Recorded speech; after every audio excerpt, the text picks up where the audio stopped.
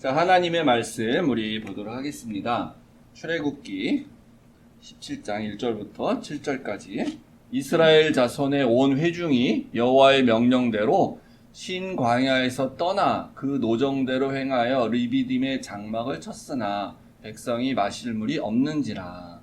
백성이 모세와 다투어 이르되 우리에게 물을 주어 마시게 하라. 모세가 그들에게 이르되 너희가 어찌하여 나와 다투느냐? 너희가 어찌하여 모세를 시험하느냐? 거기서 백성이 목이 말라 물을 찾으매 그들이 모세에게 대하여 원망하여 이르되 당신이 어찌하여 우리를 애굽에서 인도하여 내어서 우리와 우리 자녀와 우리 가축이 목말라 죽게 하느냐?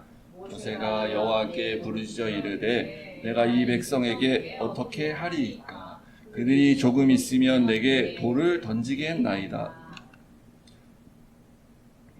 여호와께서 모세에게 이르시되 백성 앞을 지나서 이스라엘 장로들을 데리고 나일강을 치던 내 지팡이를 손에 잡고 가라.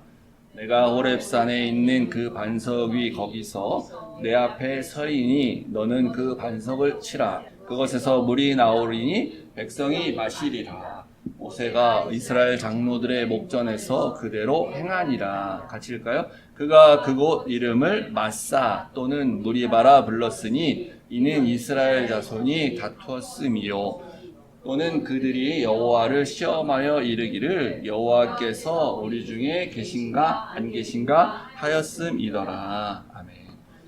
하나님 아버지, 우리의 인생 가운데 하나님이 계신지 안 계신지 우리가 의심이 들어서 하나님을 시험하는 그러한 사람 되지 않도록 하나님 도와주시옵소서. 우리가 하나님을 시험하는 게 아니고 하나님이 우리를 시험할 때 우리가 그 시험, 하나님의 그 훈련 잘 감당할 수 있도록 주님 힘 주시옵소서. 예수님 이름으로 기도했습니다. 아멘.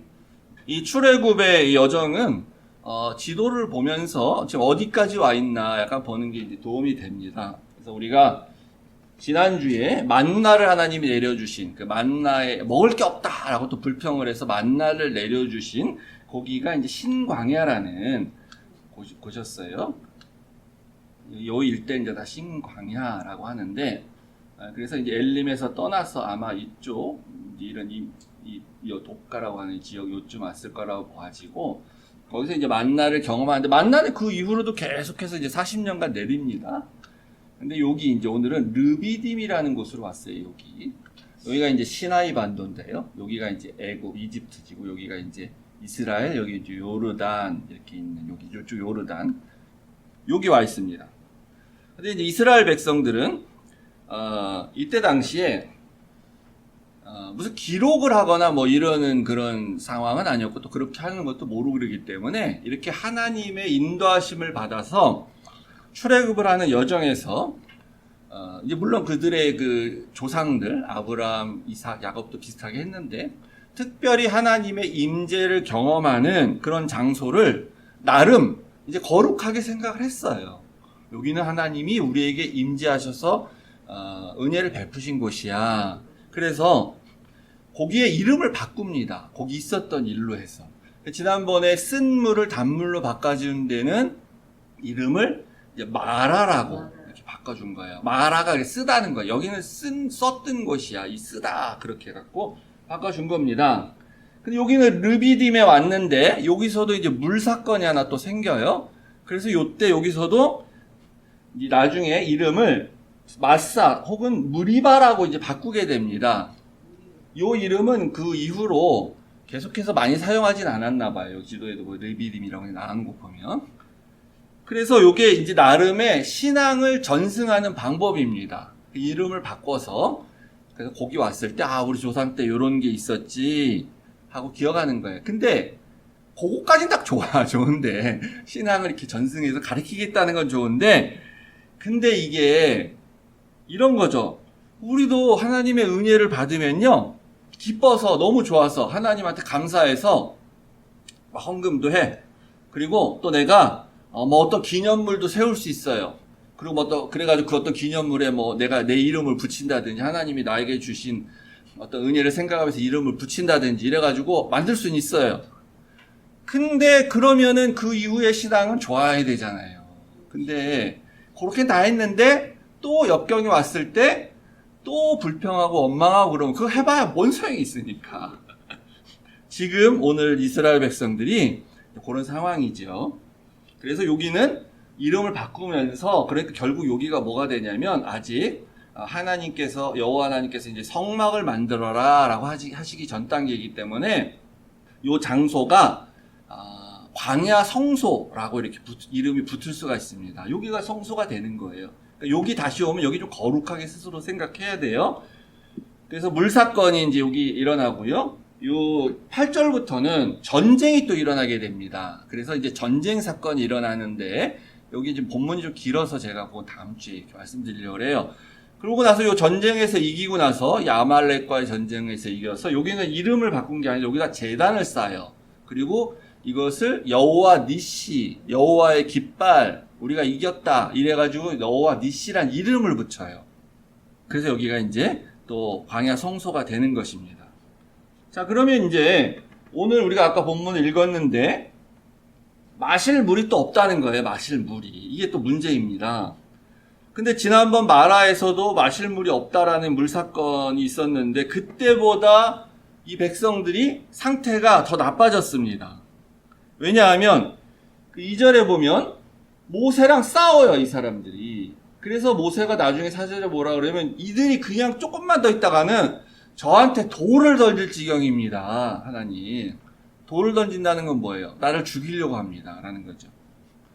모세에게 돌을 던져서 죽이려고 한다는 건 다른 말로 하면 하나님께 돌을 던지는 겁니다. 하나님은 안 보이니까 직접 던질 수가 없고 하나님의 대리자인 모세한테 던지는 거예요. 하나님을 원망하고 하나님과 싸우고 있는 거예요. 그래서 원망 자체를 안 하면 좋은데 제일 좋은 건 원망도 하지 않는 게 좋죠. 우리 신앙이 우리가 어느 정도 정말 성숙하고 성화가 되어져 있으면 원망도 이제 사실 좀 하지 않아야 돼요. 근데 원망을 할 수는 있어요. 원망까지는 그래도 괜찮아. 왜냐하면 원망 좋은 건 아니지만 제가 할 수 있다라고 말하는 건 이런 뜻입니다. 뭐냐면 욥기에 나오는 욥도 처음에 자기가 내가 왜 이런 일을 당해야 되는지 모르고 있을 때 하나님 원망을 해요. 처음에는. 나중에 깨닫기 전에는.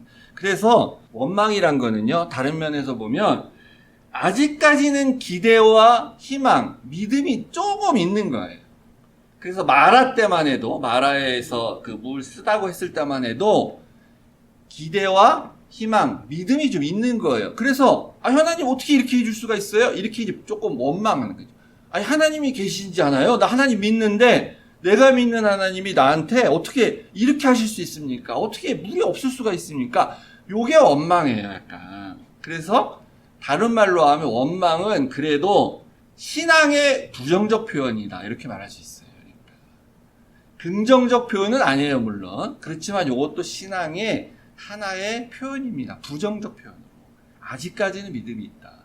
그래서 원망하는 단계에서 말씀을 듣고 은혜를 받고 순종해서 하나님이 은혜를 주시면 이제 돌아오는 거예요. 마라 때처럼. 근데 여기, 지금 오늘은 여기서 넘어갔습니다. 선을 넘어갔어요. 싸우는 단계로 간 거예요. 요거는 이제, 기대와 믿음이 남아있지 않고 적대감만 남아있는 그런 상태가 이제 되는 겁니다. 그러면 이게 좀 이상하죠? 우리는 당연히 이렇게 생각할 겁니다. 아니, 한 번 하나님의 인재를 한번 경험을 했으면은, 그때 하나님의 인재를 경험했잖아. 그러니까 그 다음에는 믿음이 생겨야지. 이런 믿음. 이거 똑같은 일이 발생했네? 그럼 요번에도 하나님 우리를 물을 주셔가지고 먹이게 해주시겠지. 요렇게 생각해야 되잖아요. 근데 조금 다른 상황이긴 해요. 왜냐하면 그때는 물이 있긴 있었어. 근데 못 먹는 물이야. 네. 그래서 요걸 바꿔주셨단 말이에요. 먹을 물로. 그러면 물이 지금 없어. 요번에는 물 자체가 없어요. 오아시스 자체가. 그러면은 오아시스가 없지만 하나님 어떻게라도 물을 주시겠지라는 생각을 해야 되는데 안 하고 이번엔 아예 물이 없잖아. 그러니까 이번에는 하나님이 역사하지 못하신다거나 하여튼 하나님이 이번에 어떻게 하실 수 없어. 이렇게 생각하는 게 그게 사람입니다. 훈련되기 전의 사람. 그게 우리 모습이고요. 제가 아는 한 분이 있는데 이분만 그런 게 아니라 다 그렇죠. 저도 그렇게 되면 그럴 수 있을 것 같아요. 이제 암에 걸렸어요. 그래서 이제 다행히 초기에 그래도 발견을 했기 때문에 항암 치료 받고 이렇게 해가지고 치료가 됐어. 근데 이제 암은 중요한 게 뭐냐면 치료가 됐다고 생각하고 나서 5년간 재발을 안 해야 됩니다. 그래야 완치가 된 거예요. 우리 다 아시겠지만. 그럼 우리가 어떻게 합니까? 치료됐다고 했을 때. 기도도 그 전에 많이 하고, 목사님도 뭐 기도해 주시고 안수기도 하고 이러면서, 그래갖고 좀 내가 치료됐다. 그럼 교회적으로도, 우리 어느 집사님 암이셨는데 이제 치료되고 완치됐습니다. 할렐루야. 간증도 하고, 본인도 찬양하고, 본인도 간증하고, 뭐 우리 교회가 기도해서 이분 낫게 해주셨다고 이렇게 다 이렇게 해갖고 막 정말 하나님께 감사하고 해서 하나님의 임재함을 그게 경험한 거 아닙니까? 그때 당시 하나님 임재하시면 경험한 거잖아요. 자기가 하나님이 해주셨다며, 그러니까 낫게 해줬다며 자기 고백했잖아. 근데 재발을 했어요.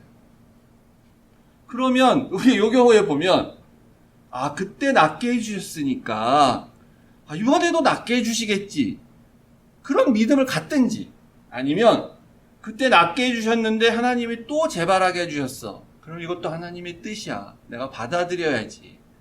어떻게 하겠나. 이렇게 생각하는 것도 믿음입니다. 꼭 낫게 해줘야 된다고만 생각하는 게 믿음 아니에요? 하나님이 이렇게 다시 재발하셨다는 건 하나님의 뜻이 있으시겠지.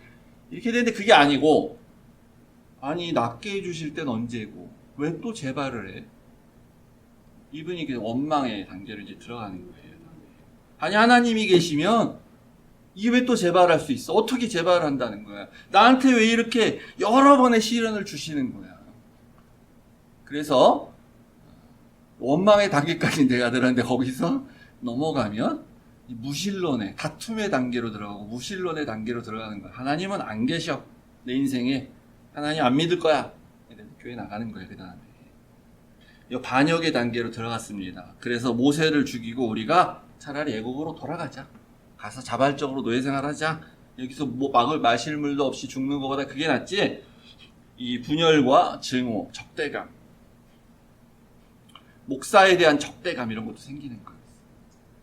제가 직접 아는 분은 아닌데 어떤 분은 이제 유튜브 영상에서 봤어요. 목사가 계속 자기 부인이 암에 걸렸는데 계속 목사님이 그 교회를 다녔는데 날 수 있다고 해서 자기가 정말 믿었대요. 그리고 이제 하라는 대로 다 했어. 목사님이 하라는 대로 다 했어. 돈을 내라면 돈을 내고 헌금을 하고, 직장을 그만두고 부인을 위해서 간호를 하면서 하고, 또 이제 그 진통제를 좀 너무 부인이 고통스러우니까 진통제를 줘야 되는데 진통제를 너무 부인이 괴로우니까 진통제 좀 여보 제발 좀 줘. 그랬는데 안 주니까 이 부인이 남편한테 쌍욕을 하면서까지도 좀 제발 달라 그러는데도 안 줬는데, 왜 안 줬냐면 목사가 주지 말라 그랬어. 진통제 주면 안 된다. 기도하셔서 하나님 낫게 해주실 건데 왜 진통제를 주냐. 이래서 안 줬는데 죽었어. 그래서 이 사람이 그게 이제 그 부인에 대한 그 미안함 이런 것 때문에 이제 하면서 자기가, 이분이 나중에 결과적으로 자기가 또 목사가 되신 분이에요. 근데 이분이 그렇게 했던 목사에 대한 그 증오와 적대감 이런 것도 막 생긴 거예요. 그 목사가 자기한테 그렇게 얘기해서. 그게 다 이제 뭐냐면은 그 전에 이스라엘 백성도 그런데 왜 이렇게 하나님이 마라의 쓴물을 단물로 바꿔주셨을까의 의미는 생각하지 않고 바뀌었다라는 결과, 그것만 생각하기 때문인 거예요. 나무 하나를 던졌더니 물이 바뀌었어, 단물로? 그럼 그걸 뭘 의미하냐? 그게 하나님 왜 그렇게 해주셨는가? 그거를 생각해야 되는데, 하나님이 임재하신다. 하나님은 그걸 가르쳐주고 싶으신 거예요. 문제는 해결이 되죠. 문제가 해결이 안 되면 하나님의 임재도 못 느끼니까 사람들이. 문제는 해결이 돼, 당연히. 그러면서 하나님이 정말 원하시는 것은 내가 너희와 함께한다. 나는 저 멀리 있는 신이 아니고 내가 이 너희들과 함께하는 그런 신이야. 그리고 나중에는 진짜 사람의 몸을 입고 이 땅에 올 거야. 예수님의 성육신 올 거야. 이제 이거를 계속 가르쳐 주려고 그 의미를 주는 건데, 그걸 경험했으면 그러니까 다음에는 기적이 안 일어나도 하나님은 그렇지만 계속 계시지. 이렇게 이제 우리가 믿음이 있어야 되는데요. 이게 이제 사람인지라 그렇게 됩니다. 네. 그래서 뭐 저도 그렇게 늘 생각해요. 지금까지 제가 이제 집안에 뭐 가족이나 뭐 누구 가운데 저 스스로도 그렇고 뭐 그럴 만한 일이 없어서 제가 믿음 좋은 척하고 살고 왔지만 그래도 그렇게 해야 된다고 말하지만 정말 내가 그런 걸 당하면 나는 정말 그렇게 할 수 있을까? 이제 그런 생각도 들어요. 그래서 나는 안 당해보고 난 할 수 있어. 남들한테도 그렇게 해야 되라고 말하고 살아왔잖아요, 지금까지. 지금부터는 나도 연약해. 나도 그렇게 생각하지 못할지도 몰라. 그렇지만 나래도 그렇게 살아야지 지금 계속 생각하는 거예요.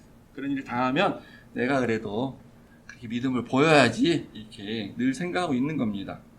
근데 이제 그래서 오늘 이 문제가 또 생겼는데요. 오늘도 그래서 하나님은 이제 문제는 해결해 주세요. 그러면 오늘도 하나님이 문제를 해결해 주는 이유, 의미가 뭐겠습니까? 하나님이 그렇게 하는 이유. 오늘도 하나님이 내가 너희와 함께하고 있어. 함께해. 그 임재하는 그걸 가르쳐 주는데 요거 오늘 좀 방식이 약간 다릅니다. 아까 이건데 모세한테 무슨 나무 토막을 던져라 이렇게 하지 않고 지팡이를 네가 가지고 가라. 산에 올라가라. 호렙산, 그 신의 산인데 모세가 만났던 하나님의 그 산, 거기 올라가면 무슨 큰 돌이 하나 있을 거야. 반석이 있어. 거기로 가. 내가 거기에 임재할 거야. 이렇게 말합니다. 그러니까 거기도 이제 하나님의 지성소, 하나님의 성소가 되는 거죠. 근데 거기서 하나님이 뭐라 그러냐면 이제 가서 그 돌을 지팡이로 내려쳐라. 그래서 그 결과로 그 돌에서 이제 물이 솟아나게 됐어요. 반석에서. 엄청난 일이죠. 그게 자연적인 현상이 아닌 거예요. 예. 그게 이제 그러니까 원래 이제 지하 왜 우리 생수에 보면 지하 몇 미터에서 지하 몇 미터 안반수에서 뽑아내는 무슨 생수 이런 거 있잖아요. 그러니까 지하에 있는 안반수는 물을 이렇게 가두는 효과가 있어서 거기를 뚫어갖고 하면 이제 물수 나오는데 지상에 있는 안반이란 건 이제 그런 역할은 전혀 하지 못한 거죠, 당연히. 그래서 뭐 밑에 약간의 물이 혹시 있었다면 뭐 그런 게 이렇게 뭐 충격을 받아서 나올 수 있지만 이건 기적이죠. 그러니까 온 백성이 다 먹고 마시고 동물까지 마실 정도의 물이 그 돌에서 솟아나게 됩니다. 그래서 이 물은 결과적으로 나중에 이제 에스겔이 환상 가운데 보는 성전에서 나온 물, 또 예수님의 그 생수 다 이게 연결되는데 이제 이런 일이 있게 됐습니다. 근데 이제 우리는 그래서 항상 이 기적을 이렇게 연속적으로 계속 하나님이 기적을 보여주시는 걸 통해서 이게 하나님의 임재하심이다라고 또 이제 의미를 깨달아서 믿으면 또 문제가 뭐냐면 이런 생각을 하게 된다는 거예요. 하나님이 그래서 임재하셔서 아멘 할렐루야지 감사하지. 그러면 하나님이 이렇게 임재하셨을 때는 좋은 일이 생겨야지. 당연히 나쁜 일이 생기면 안 되잖아. 우리 늘 그렇게 생각하잖아요. 그래서 하나님이 임재하셨다라고 느끼고 알고 믿지만 근데 결과가 안 좋으면 우리는 어떻게 생각하냐면 하나님은 안 계신 거야. 존재론적 의심을 하게 되는 거예요. 신학적 회의. 그리고 이제 무신론자가 되거나 무신론적인 회의를 하게 되는 거죠.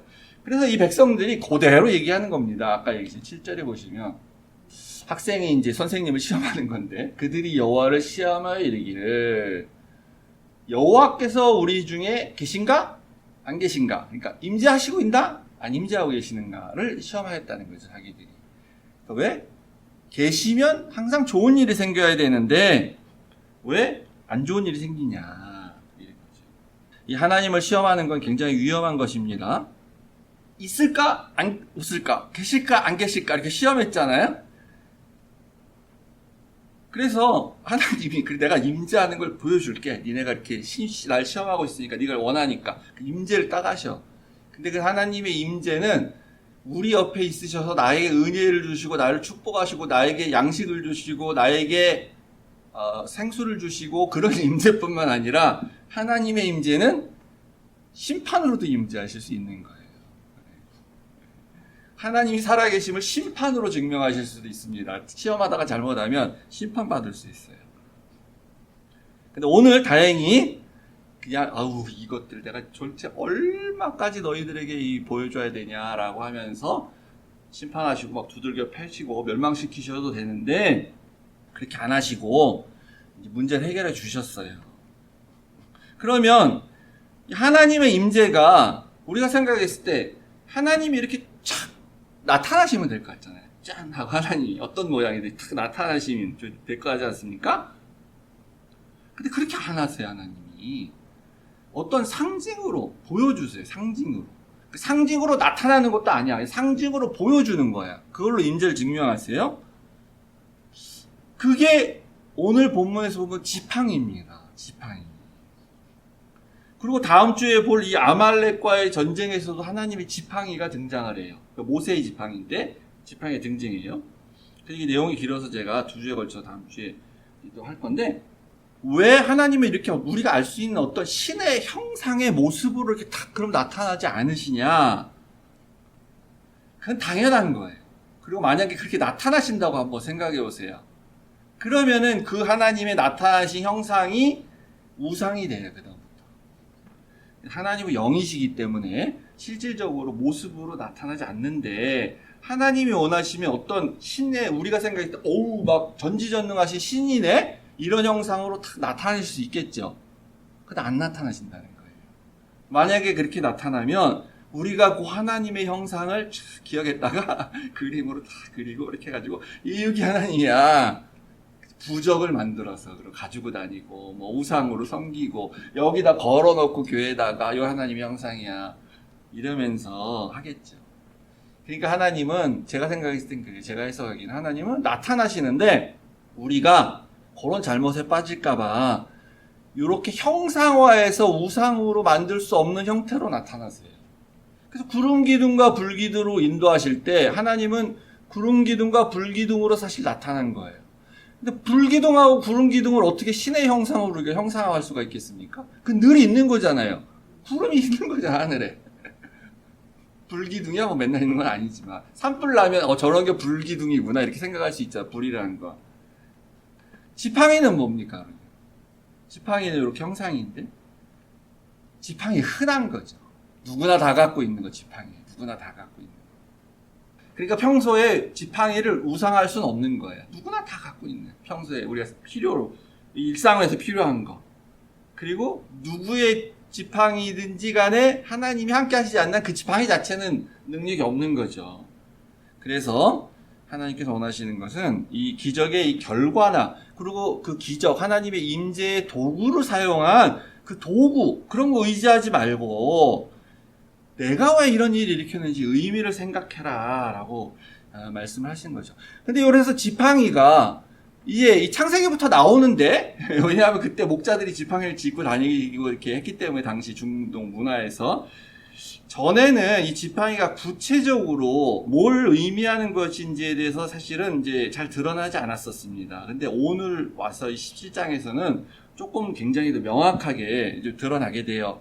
그 전에 이제 이 출애굽기에서 지팡이가 어떻게 나왔는지를 보면요. 하나님 모세를 부르셨을 때에 먼저 이렇게 지팡이가 뱀으로 되는 기적을 한번 보여주시죠? 그래서 네 손에 들려있는 게 뭐냐 그랬을 때 모세가 지팡이입니다 라고 하신 적이 있어요. 그래서 던지라 그랬더니 뱀이 됐어요. 그리고 나서 이제 소명받아갖고 애국 갈 때 너 이 지팡이를 손에 잡고 가서 이적을 행해라 이렇게 얘기하세요. 그러면은 이제 우리는 그때 그 지팡이는 뭔가 하나님의 권능이 나타나는 어떤 상징으로 이렇게만 보여져요. 그죠? 그래서 이제 모세가 떠날 때 모세가 그때 자기 지팡이인데 하나님의 지팡이를 손에 잡고 갔다라고 이제 명칭을 바꿉니다. 이게 하나님의 지팡이다 이런 식으로 해가지고. 그리고 이제 7장 20절 이렇게 보면은 그래서 가서 모세가 이제 그 애굽에 가서 10가지 재앙을 내릴 때에 지팡이를 들어서 뭐 나일강을 치고 뭐 지팡이를 들어서 어떻게 하고 그럼 뭐 개구리 떼가 나오고 막 이렇게 해서 권능을 실제 나타내는 걸 사용을 합니다. 그리고 이 결정적인 그 사건 14장 16절은 뭐냐면 이제 홍해가 갈라진 사건인데 홍해 갈라지기 전날 하나님이 나타나셔서 네가 지팡이를 들고 손을 바다 위로 내밀라. 그러니까 지팡이를 내밀라는 거죠. 결국 지팡이를 들고 손을 내밀라는 거는 손과 지팡이 같이 내밀어지는 거예요. 그래서 갈라지게 된 것이다 라고 이제 이 출애굽기 이렇게 나와요. 그리고 이제 오늘 본문 여기에 네가 반석을 칠 건데 호렙산에 올라가서 나일강을 치던 그때 재앙을 내리던 그 홍해를 갈랐던 그 지팡이를 내 지팡이를 손에 잡고 가라는 거야. 네가 쓰던 거. 하나님이 무슨 뭐 하늘에서 무슨 지팡이를 내려주신 게 아니에요. 그걸 갖고 가라는 겁니다. 그리고 이제 아말렉과의 전장에서 9절에 보면 그 아말렉과 이스라엘 백성이 전쟁을 하게 되는데 내가 하나님의 지팡이를 손에 잡고 산 꼭대기에 서리라. 이게 모세가 여호수아에게 얘기하는 거예요. 이렇게 할 것이다라고. 그래서 오늘 여기 출애굽기에서 이 지팡이의 역할이 좀 명확하게 드러나는데 창세기에도 여러 지팡이가 나와요. 그래서 간단하게 그냥 재미로 보면은 이제 그 뒤에 창세기 전에 이제 나중에 이제 아론의 지팡이가 이제 있습니다. 하나. 아론의 지팡이는 요때도 하나님께서 내가 임재하는 걸 보여주겠다고 하면서 아론의 지팡이에서 싹이 나요. 그래서 각 지파별로 지팡이 12개를 만들려고 그랬거든요. 그리고 아론의 이제 각자 이름을 써요. 아론의 지팡이는 아론이라고 이렇게 씁니다. 근데 그 12개 중에 오직 유일하게 아론의 지팡이에서만 그 고목나무와 같이 죽은 나무인데 거기서 싹이 나요. 그래서 하나님께서 임재하시고 내가 아론을 택했다는 걸 보여주면서 그 지팡이는 그 다음에 그래서 아론이 들고 다니고 쓰는 게 아니라 그 지성소, 법궤가 있는 지성소에 법궤 안에 아론의 지팡이가 이제 보관이 되죠. 하나님 임재의 상징으로. 근데 창세기로 가서 보면 야곱이 에서 형을 만나러 갈 때 뭐라 그러냐면 내가 내 지팡이만 가지고 요단강을 건너서 삼촌 집에 갔다 왔습니다. 이런 말을 해요. 그러니까 이제 야곱은 순전히 어떤 뜻으로 사실 한 거냐면 맥락을 보면 난 진짜 아무것도 없이 무일푼으로 갔다 온 거야. 오직 지팡이 하나밖에 없었어. 이렇게 말을 한 건데 근데 이 지팡이가 이렇게 출애굽기에 오면서 후대에 이런 하나님의 임재의 상징으로의 의미로서 쓰여졌다고 보면 우리가 이렇게 이 야곱의 고백을 다시 거꾸로 가서 해석을 해보면 이 고백이 우리가 이렇게 붙여줄 수 있죠. 의미를. 야곱은 모르고 자기는 아무것도 없이 갔다 온 거야 라고 말한 거지만 그러나 실제 요 지팡이 하나가 뭐냐면 하나님이 임재하신 오직 하나님만 믿고 나 갔다 온 거야. 그리고 근데 지금 와가지고 이렇게 내가 거부가 돼서 돌아온 거야 라고 한 고백이라고 볼 수도 있겠죠. 그리고 유다 이제 나중에 야곱이 창세기 49장에 유다를 축복할 때 주가 유다를 떠나지 아니하며 통치자의 지팡이가 그 발에서 떠나지 않겠다. 실로가 오시기 전까지. 실로가 뭐냐면 여러 가지 해석이 있는데 평강의 왕 샬롬, 실로, 예수님이 오시기 전까지 이 지팡이가 통치자의 지팡이. 그러니까 하나님이 임재하신 그 지팡이, 하나님 통치하시는 그런 의미로 이제 볼 수가 있는 거예요. 거꾸로 이렇게 가서 보면은. 그리고 나서 이제 이 엘리사가 또 지팡이가 하나 나오는데 엘리사가 그 수넴 여자라는 집에 이렇게 신세를 지고 머문 적이 있습니다. 근데 그 여자 집에 너가 애가 이때까지 없었는데 아들이 날 거야. 그러고 나서 아들 실제 낳았어요. 근데 아들이 죽습니다. 그래서 여자가 엘리사한테 와가지고 자기 아들을 살려달라 이렇게 하니까 엘리사가 자기 그 하인을 보내요. 하인을 보내는데 내 지팡이를 가지고 너가 가서 그 애가 죽었다는데 그 지팡이를 그 아이 얼굴에다 갖다 놔라 이렇게 얘기를 합니다. 그러니까 여기까지 딱 보면 우리가 딱 보면 그 지팡이가 그러니까 하나님의 또 임재하심이 있어서 아이를 살리겠구나 이렇게 생각하는데 근데 안 살아요. 아무 변화가 없어요. 뒤를 이렇게 쭉 읽어보시면은 사환이 와서 아무 변화가 없는데요. 그래서 엘리사가 직접 가서 나중에 이제 애 위에 올라가서 뭐 입을 맞추고 눈을 맞추고 코를 맞추고 이렇게 숨을 불어넣고 뭐 이렇게 해갖고 그리고 아이가 살아납니다. 그러니까 이 지팡이 자체가 능력이 있는 게 아니고 지팡이를 통해서 하나님 임재하심이 일어나는데 이제 이 경우에는 엘리사가 직접 그렇게 해서 이제 기도하고 해갖고 난 그런 거죠. 또 다윗도 목자니까 지팡이가 있었겠죠. 그래서 시편에서 자기 고백할 때 주께서 나와 함께 하심이라. 하나님의 임재함이죠. 주께서 나와 함께 하신 게 하나님의 임재 아닙니까? 주의 지팡이와 막대기가 나를 양육했다. 그러니까 지팡이를 내가 갖고 다니면서 하나님의 임재하심을 느꼈다. 이런 뜻이죠. 그래서 이 지팡이가 하나님의 임재하심의 상징이고 하나님이 임재하시려고 하실 때 도구로 사용하는 것은 분명합니다. 근데 우리가 그것까지만 알면 소용이 없죠. 안 되지. 임재는 임재인데 그럼 뭘 상징하는 거예요? 요게 하나님이 임재하시는 건 맞아. 그럼 하나님이 이렇게 임재하시면서 그것까지도 물론 중요한 건데 왜 하나님이 이렇게 임재하는 걸 이런 형태로 보여주시냐? 이유가 뭐냐는 거예요. 아까 말씀드린 것처럼 권능의 그 진노하신 하나님으로 임재하셔가지고 재앙을 내리려고 오시는 그런 임재라면은 안 오시는 게 낫지. 임재 안 하는 게 낫죠, 차라리. 왜 이렇게 지팡이를 통해서 임재하는 걸 하나님이 임재하셨는데 그걸 왜 보여주려고 하는 거냐? 이유가 뭐냐? 고린도전서 우리가 10장 2절 4절을 보면요, 사도 바울이 우리 짧으니까 한번 같이 읽어볼까요? 자, 1절 읽게요. 여러분 2절 읽으세요. 형제들아, 나는 너희가 알지 못하기를 원하지 아니하노니 우리 조상들이 다 구름 아래 있고 바다 가운데로 지나며 모세에게 속하여 다 구름과 바다에서 세례를 받고 다 같은 신령한 음식을 먹으며 다 같은 신령한 음료를 마셨으니 이는 그들을 따르는 신령한 반석으로부터 마셨음에 그 반석은 곧 그리스도라. 같이 읽까요? 그러나 그들의 다수를 하나님이 기뻐하지 아니하셨으므로 그들이 광야에서 멸망을 받았느니라.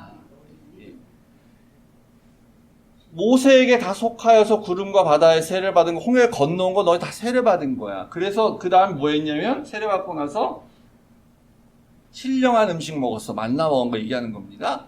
성만찬한 거예요. 우리가 성만찬 할 때 떡을 먹는 거 똑같아요. 생명의 떡. 그리고 또 다 같은 신령한 음료를 마셨어. 언제 마셨냐?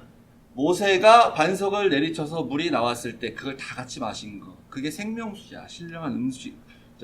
신령한 음료수야 라고 말합니다. 그래서 바울이 이 사건을 성례전적으로 해석을 해요. 요한도 그랬지만 요한도 예수님의 창으로 옆구리를 찔렀더니 물과 피가 나오더라 라고 하면서 이걸 성례전적으로 해석을 하는데, 그러니까 결국 하나님이 임재하시는 이유는, 그리고 그 결과는 기적이라는 현상으로 나타나지만 우리가 깨닫고 누려야 되는 거는 그 결과를 우리는 신령한 물과 신령한 떡을 먹게 된다는 거죠. 생명수와 생명의 떡. 근데 예수님께서 신약 시대에 성육신에서 오셔서, 그러니까 임재하셔서, 실제 임재로 오셔서 하신 일이 뭐냐? 내게 와서 생명수를 마셔라. 내게 와서 생명의 떡을 먹으라. 이렇게 말을 하셨잖아요. 그러니까 이 반석을 치는 지팡이는 우리가 무슨 이 반석이, 사도 바울이 반석이 예수님이라 그랬는데, 그러면 이 지팡이를 우리가 무슨 반석 예수님을 막 뭔가 물라봐라 그러고 막 쳐야 된다 그런 걸 얘기하는 게 아니고, 우리가 기도로 쳐서 예수님이 생명수를 내게 하고 반석이 예수님이니까 그렇게 하는 게 아니라, 그러니까 요 지팡이가, 그러니까 이 반석과 어떤 이제 긴밀한 연관성이 있는, 연결되어 있는, 혹은 예수님 자체, 예수님이 하신 그 어떤 일, 그런 지팡이로서의 의미인 거예요. 그러니까 이 지팡이 자체도 하나님의 임재로서 예수님과 동일한 상징으로 볼 수 있는 거예요. 반석과 동일하게. 근데 여러분 민수기 20장을 아세요 혹시? 민수기 20장에 요 얘기가 또 나옵니다. 옛날 회상을 하면서. 근데 여기 보시면요, 이제 기니까 빨간 거 한번 보도록 하겠어요. 지팡이를 가지고 너는 회중을 모아서 그들의 목전에서 이제 반석에 출애굽 17장을 읽은 거 같죠? 너희는 반석에게 명령하여 물을 내라 그랬어요. 하나님이 반석을 치라고 하지 않으시고 명령하라 그랬습니다. 그럼 물 낼 거라고. 그래서 모세가 명령대로 여호와 앞에서 지팡이를 잡고 가서 해요. 근데 11절 보시면 모세가 지팡이로 반석을 2번을 칩니다. 그래서 이제 물이 나왔어요. 먹게 돼요. 근데 하나님 여호와께서 12절 뭐라 그러냐면 모세와 아론에게 너희가 나를 믿지 아니하고 이스라엘 자손의 목전에서 내 거룩함을 나타내지 아니한 거로 너희들은 내가 너희들에게 주기로 약속하여 준 땅으로 인도하여 드리지 못할 거다. 너희 둘 다 못 들어갈 거야. 이렇게 얘기하십니다. 요즘 이상하죠? 오늘은 치라고 얘기하셨는데 명령하라 이렇게 얘기하셨는데 모세가 2번이나 쳐요. 요거는 같은 사건이 아니에요. 이거 또 한 번 일어났습니다. 사실은 요게 지도를 보시면요. 이제 여기 르비딤에서 한번 그랬고요. 요게 38년 정도가 지난 다음 거의 40년이 다 됐을 때 이제 약속의 땅에 들어가기 전에 여기 가데스 바네아라는 요쪽 어디에서 똑같은 일이 한 번 더 생기는 거예요. 같은 사건이 아니에요. 하나님이 명령만 하라 그랬어요. 이번에는요. 지팡이로 치라고 하지 않으시고요. 그러니까 이제 38년 전에 물론 세대가 바뀌었습니다. 거의 38년 됐으니까 1세대들은 몇 명 안 나 거의 죽고 이제 2세대들인데 똑같아. 자기 아버지 할아버지들하고 믿음이 똑같은. 근데 똑같지만 어떻게 보면 자기들 한 번 경험하는 거지. 왜냐하면 자기는 그 예전에 안 태어났거나 자기들은 어렸거나 그러니까 이제 아버지 세대 때 한 번 똑같이 반역하고 자기들이 이제 처음 또 경험해서 똑같이 하는 거예요. 근데 이제 모세 입장에서 보면 하나님이 딱 볼 때, 야, 너 전에도 한 번 했잖아. 그러니까 명령만 하면 돼. 그럼 내가 물을 낼 거야. 그랬는데 모세가 명령을 한 게 아니라 지팡이로 2번을 쳐요. 그러니까 요 2번 내려친 행위가 믿음이 없는 행위라는 겁니다. 하나님 보실 때. 근데 내가 볼 때는 그 믿음이 왜 없는 걸까? 2번 내려친 게. 말만 하면 되는데, 말만 하지 않고 명령만 하면 되는데, 그렇게 안 하고 내려쳤어. 그게 믿음이 없는 거. 한 번만 쳐도 되는데, 38년 전에도 한 번만 쳐도 됐잖아요. 근데 안 나오니까 한 번 더 치고 2번 치고, 요게 믿음이 없는 행동일까? 그게 믿음이 없는 게 아니에요. 요 믿음이 없는 거는, 요 모세가 굉장히 지금 화가 나 있는 겁니다. 반역한 너희여 들으라. 우리가 너희를 위하여 이 반석에서 물을 내어줘야 되냐? 모세는 화가 났어요, 지금. 하나님께서 임재 안 하신다. 난 임재를 못 믿겠어 하는 그런 믿음이 아니에요. 안 하실 것 같기 때문에 2번 내려친 게 아니고 하나님이 임재하면 뭐하냐? 이때까지 많이 수없이 하나님이 임재하셨는데 안 바뀌었겠어. 임재하면 뭐하냐? 물이 나오면 뭐해? 또 반역할 건데. 그래서 모세가 백성들에게도 당연히 화가 났을 거고 어떻게 보면 하나님께 화가 나 있는 거예요. 사실은. 하나님은 이번에 또 해결해줘도 이 백성들 못 바꾸실 겁니다. 절망하고 있는 거예요. 이게 믿음이 없는 거예요. 하나님 못 바꾸세요. 하나님 안 되세요. 해줘봤자 소용없습니다. 그래서 백성들에게도 화가 나고 하나님에게도 화가 나 있는 거예요. 지금. 금송아지 사건 때의 모습하고 다르잖아요. 금송아지 때는 하나님이 너무 화가 나셔가지고 내가 이 백성을 다 쓸어버리라 했는데 안 됩니다. 막 이렇게 말려놓고 모세가 자기가 산에서 내려와가지고 그 반역한 백성들을 레위지파를 통해서 다 죽입니다. 한 3,000명가량을 죽여요, 모세가. 하나님 임재하셔 봐야 못 바꿉니다. 하나님 임재하셔도 소용없습니다. 하나님이 은혜 주셔도 소용없습니다. 요게 믿음이 없는 거예요. 예수님이 십자가에서 죽으신 거를 믿어요, 우리가. 나 믿어. 예수님 죽으셨지. 근데 예수님이 그게 그래서 믿음이 없는 게 아니고 예수님이 죽으신 건 내가 믿는데 예수님이 임재하셔서 하나님 임재하셔서 십자가에 죽으신 걸 통해서 예수님이 십자가에 달리시면 뭐하나? 세상이 바뀌어? 안 바뀌잖아. 교회가 바뀌어? 안 바뀌어. 교인들이 바뀌어? 안 바뀌어. 똑같아 맨날. 심지어 내가 바뀌었어? 안 바뀌어. 나 똑같아. 나를 봐도 알아. 달리시면 무슨 소용이 있어. 예수님이 임재하시면 무슨 소용이 있어. 요렇게 생각하면 그게 믿음이 없는 거예요. 하나님은 내가 바꿀 수 있어. 바뀔 거야. 그래서 내가 지금 멸망을 안 시키고 여기 또 은혜를 주는 거야. 진짜 이거 한 행위대로 하면 이거 멸망시켜야 되는데 내가 또 해결해 줘. 내가 은혜를 베풀어 줘. 내가 또 임재해. 그래서 바꿀 거야. 그래서 십자가로 예수님이 임재하셔서 바꾸는 거예요. 안 바뀌고 있습니다. 그러니까 내 책임인 거예요. 내가 안 바뀌고 있는 거지. 바뀌는 사람 많아요. 바뀌고 있는 게 많아요. 내가 안 바꿔서 그런 거지. 나를 못 바꿔서 그런 거지. 그래서 우리가 좀 이게 요렇게 본문을 보면요. 그러니까 생존의 문제에 관한 불평과 원망은 하나님이 좀 그래 들어주시는 것 같아요. 아, 이거 죽겠는데, 지금. 내일 당장 부도가 나는데, 내일 당장 먹을 게 없는데, 내일 당장 집에서 쫓겨나는데 3개월치 지금 렌트를 못 내가지고 이베큐에이션 낼 판인데, 막 하나님, 어떻게 이럴 수 있습니까? 원망할 수 있죠. 불평할 수 있죠.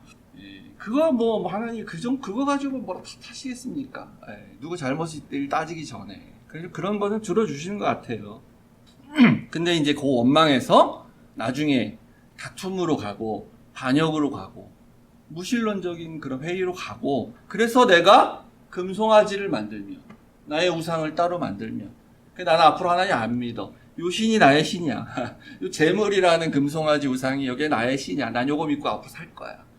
죽어라고 나는 돈을 모아서 내가 나쁜 짓을 하든 사기를 치든 나는 악착같이 돈을 모아서 다시는 내가 레트비를 못 내서 쫓겨나는 일을 난 당하지 않을 거야. 내가 믿는 하나님이 나를 지켜주지 않았기 때문에. 요렇게 가는 거는 반역이라는 거예요. 그러면 그건 하나님이 참지 않으십니다. 참지 않으세요, 하나님께서. 하나님을 버리고 다시 세상으로 가는 것, 다시 노예 생활로 돌아가는 것, 다시 어둠의 자식으로 돌아가는 것, 죄의 세상으로 다시 가는 것, 그건 하나님이 참지 않으십니다. 그때는 직접 진노하시든지 아니면 모세가 산에서 내려와서 하나님의 약속인 두 돌판을 던져서 깨트리고, 이 반역한 자들을 처단한 하나님의 의를 가지고 처단할 백성들은 앞으로 나오라! 그래서 모세가 심판을 하든지 하나님이 불의를 내리시든지 하나님이 그렇게 하신다는 겁니다. 우리 하나님의 임재하심을 경험하면 감사하게 생각하고 우리의 믿음 더 크게 하는 그런 큰 믿음을 가져가는 우리 모든 우리 하늘시작 교회 성도님 되시길 주여로 축복합니다. 아멘.